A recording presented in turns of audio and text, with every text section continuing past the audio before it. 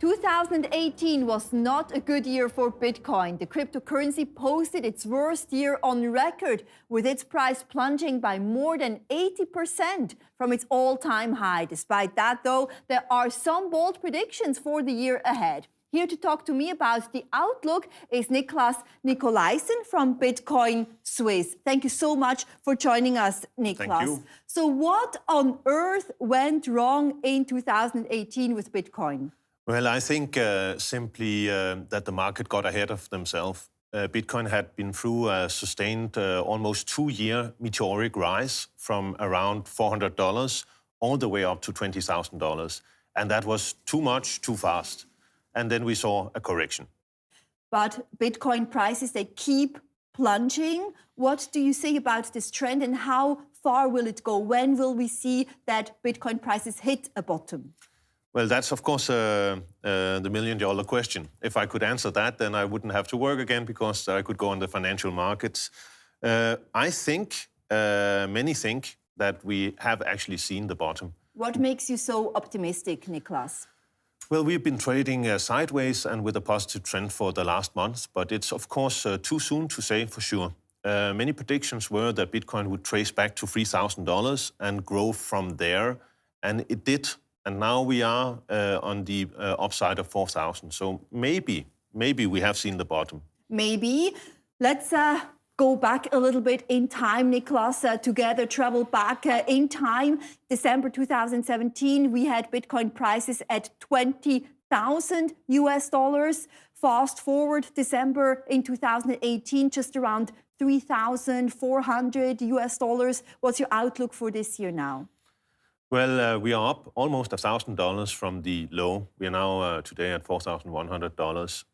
So if indeed we are stabilizing, then I would expect that Bitcoin would trade sideways for some time until the trust grows back and people are assured that we have hit the bottom. And then historically, Bitcoin will always make a new all-time high.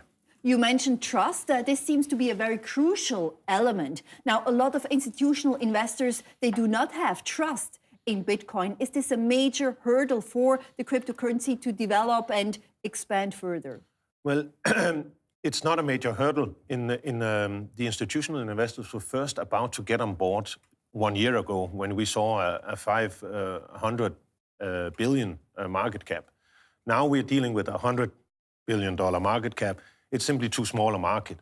I think the market got ahead of itself. The technology is still experimental.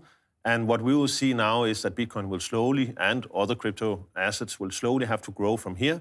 And then the institutional investors will probably jump in again when the market cap is $500 billion.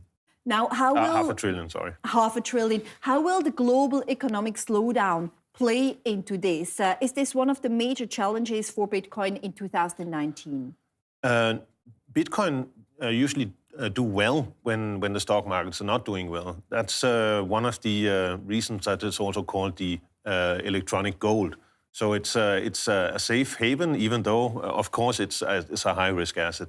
But you might want to, right now, pull some money out of the stock market and put them into traditional gold and maybe also a little bit of Bitcoin. So Bitcoin does well when the markets are retracting. And we are expecting a lot of volatility in equity markets again this coming year, but you're cautioning against investors putting too much also into Bitcoin. So how much in your asset allocation should an individual investor put into Bitcoin? You shouldn't get involved with crypto assets really unless you have some understanding of the topic. And it is a high-risk asset. So if you are the crypto-savvy investor, I would say maybe 3, 4, maximum 5% of your portfolio should be allocated towards such risky assets. Obviously, Bitcoin isn't the only player in this area. We have Ether, we have Stellar, we have Ripple, and so on. How does Bitcoin compare in its performance this year when you compare to other cryptocurrencies? I think something like Ether is something is really different from Bitcoin. Bitcoin is the crypto space's store of value. It's the crypto electronic gold. whereas Ether is a platform for building decentralized applications. So of all the crypto assets, you can pretty much be sure that 10 years from now, Bitcoin will be around and Ether will be around. Despite everything we have seen, despite the bloodbath, you're so optimistic, Niklas. Oh yeah, but it's not the first time we see a severe correction. You said that this was the worst year of record. Actually, 2014 was equally bad. Bitcoin also declined 80%, and it grew back. It took a number of years, but then you saw 2017, Bitcoin making a new all-time high, and I predict that will happen again. Let's hope so for you, but let's talk about the Swiss landscape. We have seen ups and downs here in the domestic market as well. On the good side, we had, for example, FINMA recognition, we had ICOs, we have the crypto valley in Zug that is developing, among other hotspots as well. Which are the biggest challenges for Bitcoin in Switzerland in the new year, do you think? I think Switzerland in general is a very business-friendly environment. It's a business-friendly jurisdiction. It's also one of the most developed in terms of regulation on the side of crypto. So there's still a number of challenges we have to look at. We have to look at if crypto assets are going to be dealt with as money. So would you need a banking license? Which crypto assets are securities and will require a broker license? How can we maybe tie together traditional stocks and equity with tokens? All of these regulatory decisions will be, I guess, made in 2019 or 2020, and then we can move ahead. From regulation, of course, cybersecurity and security hacking attacks is also a hot topic. What about that?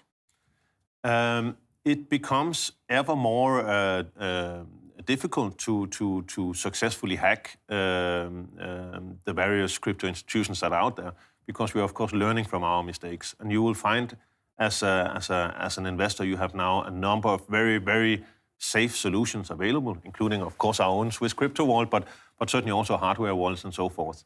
But many still make the mistake, of course, of trusting that they can send their money to somebody promising a giant return, who runs away with the money. And that's where the most of the money is lost.